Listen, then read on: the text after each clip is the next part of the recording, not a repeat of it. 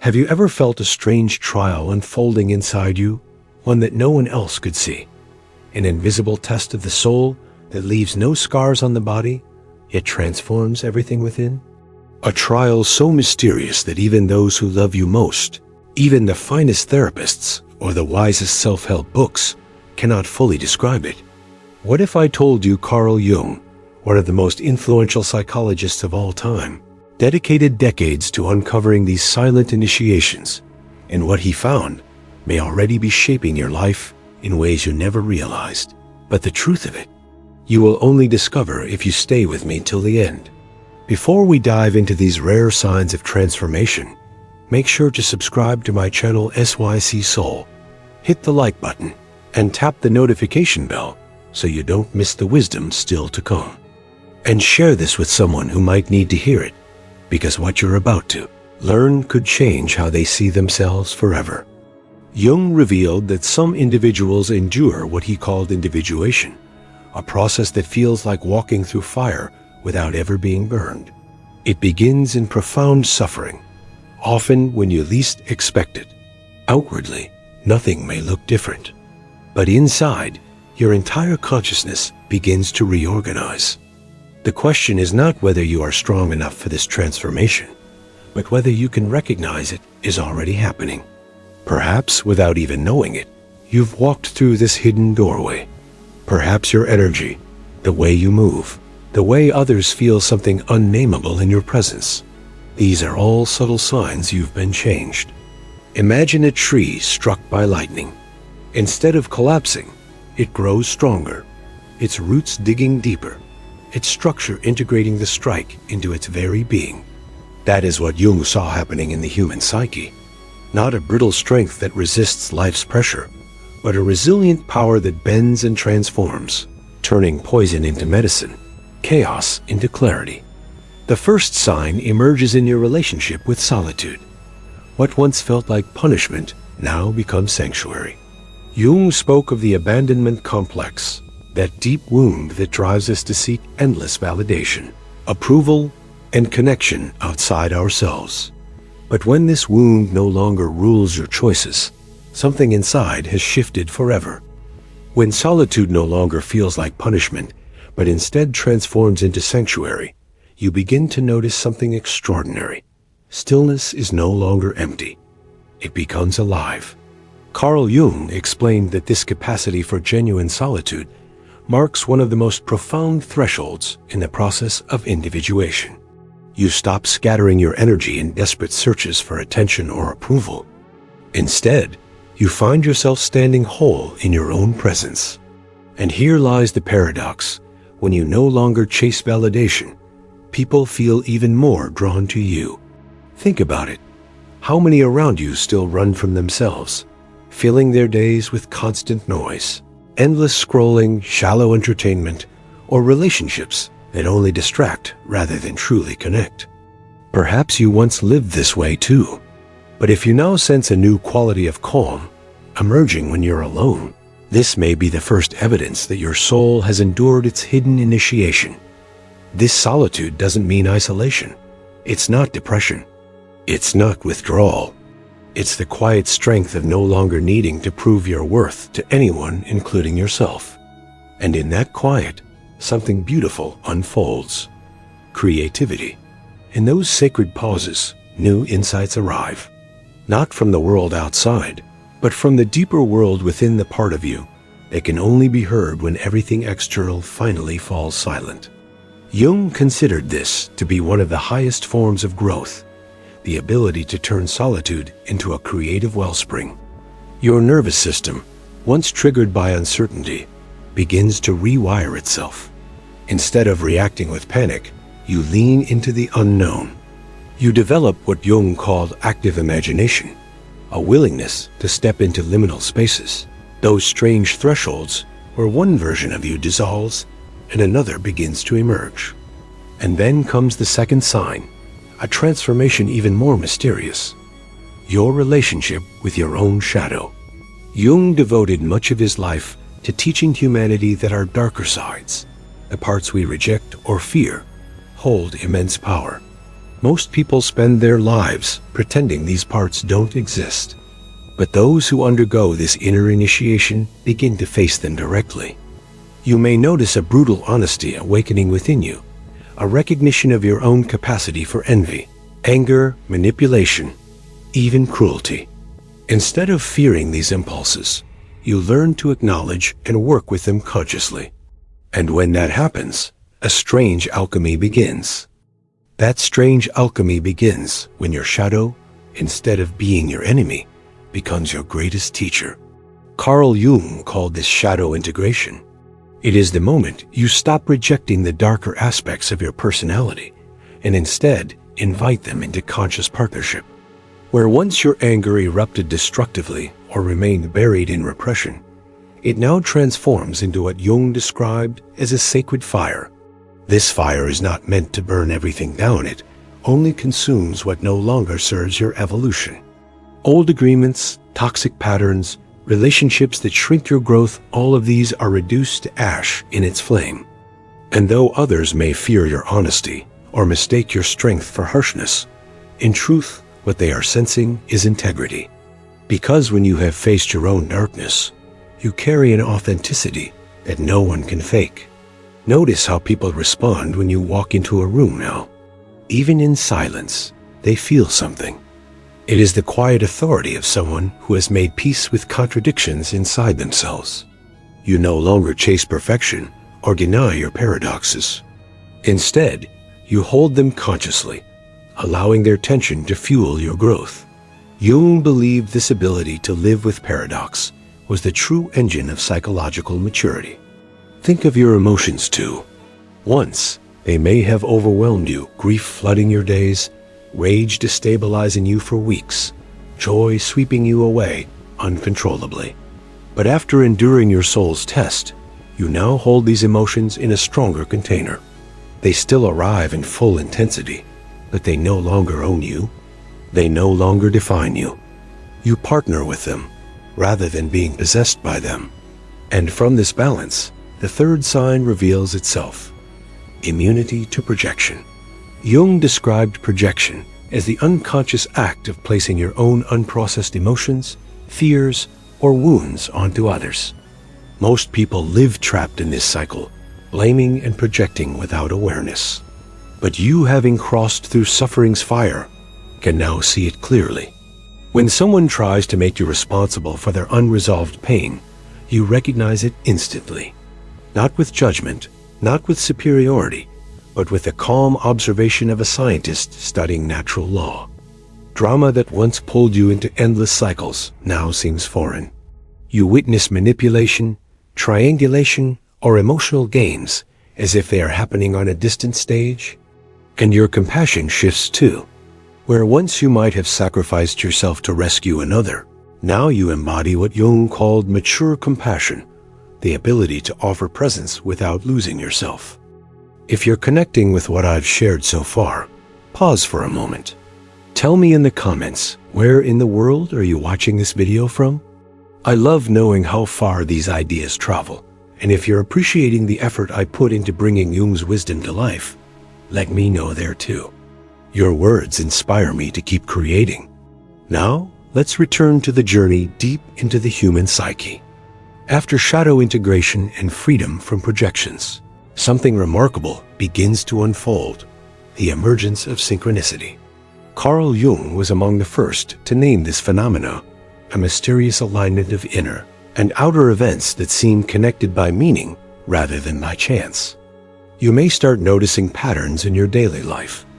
A dream symbol appearing in reality the next day, a stranger speaking words you silently carried in your heart, a coincidence arriving exactly when you needed guidance. Most dismiss these events as random, but Jung insisted they were signs that the unconscious and the external world were communicating. It was as if the hidden architecture of reality itself began to reveal its blueprint through meaningful connections. And when you live in this state, you cannot help but feel both awe and responsibility. Awe, because the universe feels alive. Responsibility, because you realize your inner state directly shapes the outer world you encounter. This is not superstition. Jung clarified it as a deep psychological law. The psyche is not sealed off inside the brain. It extends into the fabric of life itself. And when your consciousness transforms, reality responds. Imagine walking through the world and realizing every encounter, every disruption, even every delay, is carrying a message crafted uniquely for your growth. But this stage of individuation is not about magical thinking. Instead, it calls for discernment. Not every event is meaningful, but those that pierce you with uncanny familiarity, those deserve your attention. Jung compared it to listening to an orchestra. At first, you hear only noise. But as you learn to attune, you can distinguish the hidden harmony underneath. And here comes the fourth sign of profound transformation: the ability to endure psychic tension without collapsing. While most people rush to resolve discomfort, you learn to stay present in the in-between. This is where true change incubates, where the old hasn't fully died and the new hasn't yet been born. Before we move further, let me remind you, if you haven't already, subscribe to my channel SYC Soul, hit the like button, and turn on the notification bell so you never miss the upcoming videos. And don't forget to share this with someone who might need it, because Jung's wisdom is too precious to keep to yourself. Now, let's continue. We ended with the fourth sign, the ability to hold psychic tension without collapsing. Jung believed that transformation often requires us to stay in this uncomfortable space, suspended between the death of the old and the birth of the new. It's like a cocoon. The caterpillar cannot remain what it once was, but it is not yet a butterfly. Inside the cocoon, it dissolves completely before reforming into something unimaginable. For the human psyche, this cocoon stage can feel unbearable. People often describe it as anxiety, restlessness, or the sensation of being pulled in two directions at once. Most try to escape this tension by rushing to quick solutions, choosing relationships, careers, or belief systems that give immediate relief. But those who are undergoing true individuation, Jung explained, learn to stay with the discomfort. And in that tension, the psyche reorganizes itself. From this crucible emerges the fifth sign, a deepening relationship with symbols and archetypes. Jung emphasized that the human mind does not think only in logic. Beneath rational thought lies a universal language, the language of dreams, myths, and symbols that humanity has carried across centuries. Have you noticed your dreams becoming more vivid? Or strange images recurring in meditation, art, or even daydreams? These are not random. Jung taught that the unconscious communicates through these symbolic patterns. When you begin to recognize them, you gain access to a well of wisdom that transcends personal experience. For instance, you might dream of descending into a dark cave, only to discover a hidden treasure inside. Jung would interpret this as the psyche signaling the need to embrace the unknown, promising that what feels frightening may also contain profound gifts. Or perhaps you dream of water rising, a common archetype symbolizing emotional transformation and renewal. The crucial point is this: you no longer dismiss such experiences as meaningless. Instead, you engage with them. You write them down, reflect on them, and allow them to guide you. This relationship with archetypal imagery becomes a compass when ordinary maps no longer work. And slowly, you realize the unconscious is not an enemy to fight, but a vast ally waiting to collaborate with your conscious mind. As this dialogue with the unconscious deepens, something else awakens within you, the sixth sign of profound transformation, an unshakable awareness of your inner dualities. Carl Jung often spoke of the tension between opposites, light and dark, masculine and feminine, conscious and unconscious. Most people pick one side and reject the other, but individuation teaches you to hold both without fear.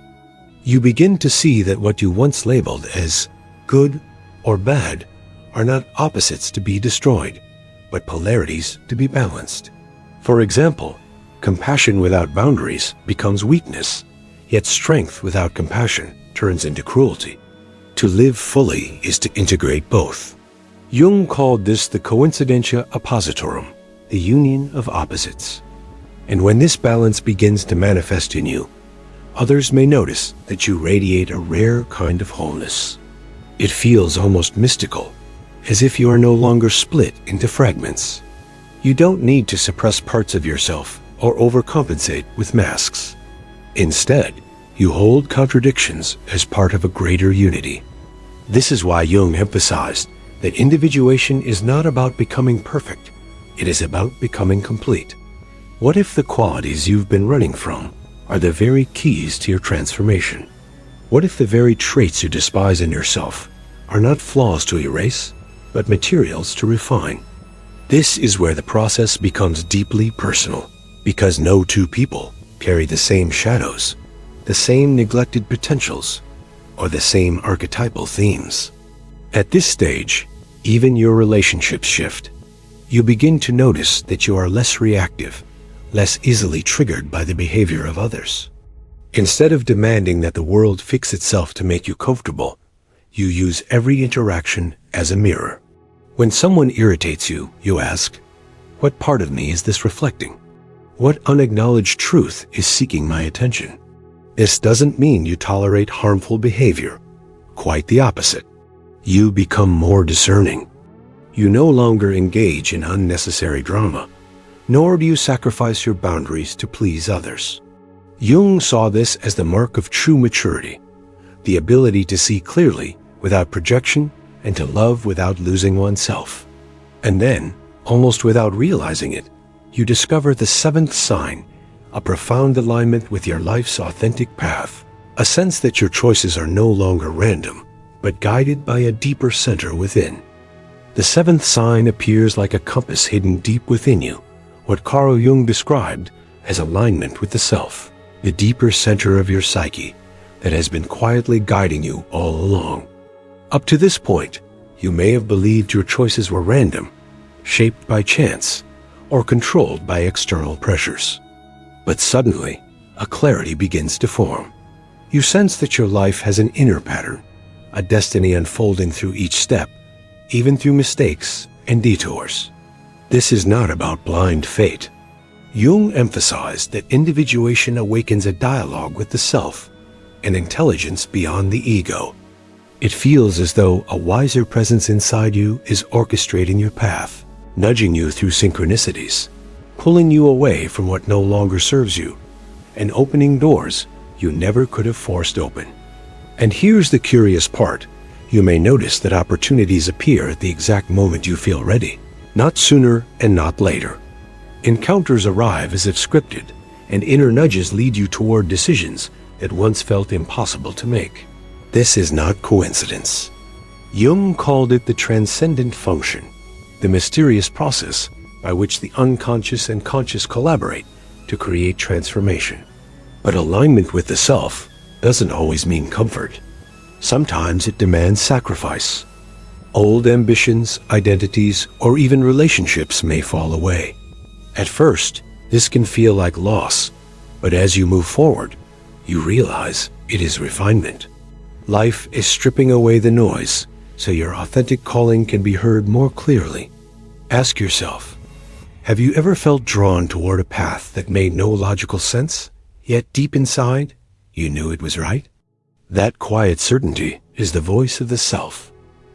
Jung believed following this voice is essential, for ignoring it leads to stagnation, while honoring it unlocks vitality and meaning. Others may not understand your choices, and that's natural. Transformation often looks strange from the outside, but you will know you are on the right path when your actions feel aligned with something larger than personal gain, when your life begins to feel like a contribution, not just survival. And as this alignment grows, another shift unfolds, the eighth sign of individuation, an unshakable sense of inner authority, no longer swayed by trends, opinions, or the fear of rejection. You begin to live as though guided by an inner law carved into your very being. The eighth sign emerges quietly at first, then grows unmistakable. the awakening of inner authority. Carl Jung described this as the point when the ego no longer runs the show. Instead, decisions begin to flow from a deeper alignment with the self, that inner center which carries wisdom far greater than logic or social approval. At this stage, you no longer feel desperate to chase every opinion, trend, or validation. The noise of the world still surrounds you, but it no longer dictates your direction. It's as if you've grown roots so deep that the storms of external judgment cannot uproot you. People may disagree with your choices, even criticize them, but their voices no longer hold the same power over you. This does not mean arrogance. Jung warned that true inner authority is the opposite of egotism. It is not about inflating yourself, but about listening to the quiet truth within and acting accordingly. Sometimes that truth calls you to humility, sometimes to boldness, but always to authenticity. Notice how different this feels compared to earlier stages of life, when fear of rejection or failure shaped so many decisions. Now, you begin to see clearly. Living for the approval of others only keeps you trapped in masks. With inner authority, you strip away those masks and show up as you are unapologetically whole, even in your imperfections. And this shift changes your presence. Others may find themselves strangely drawn to you, sensing a steadiness they cannot explain. You no longer argue to convince people, nor do you waste energy defending yourself endlessly. Your life itself becomes the statement. Your actions align with your words, and your words with your inner truth. This coherence radiates outwards, creating trust without effort. But with inner authority comes another test responsibility. Jung believed that every stage of individuation increases responsibility, not lessens it. When you follow your inner law, you can no longer blame others for your choices. Excuses fall away. You carry your destiny with open eyes, aware that freedom and accountability are inseparable. And when you accept this responsibility, something remarkable unfolds, a profound sense of peace, even in uncertainty. Because you know you are living from the only authority that truly matters, the voice of the self. Yet as this authority strengthens, another mystery begins to reveal itself, the ninth sign of transformation, a deep encounter with the sacred dimension of existence. The ninth sign is perhaps the most mysterious of all the direct encounter with the sacred dimension of existence. Carl Jung often used the word numinous to describe these experiences. They are moments when ordinary reality thins, and you sense a power far greater than yourself moving through your life. It doesn't matter whether you call it God, Spirit, Source, or simply the mystery. What matters is the undeniable shift it creates. Suddenly, existence no longer feels mechanical or random. Instead, it pulses with meaning. You may stand under the night sky and feel both infinitely small and yet completely held. You may be in the middle of heartbreak and sense an invisible hand guiding you through the darkness. Or you may have dreamed so luminous that you wake up changed, knowing you have touched something beyond human understanding. Jung insisted that these numinous encounters were essential to individuation. Without them, psychology becomes shallow mere techniques for managing symptoms. But with them, life itself becomes sacred.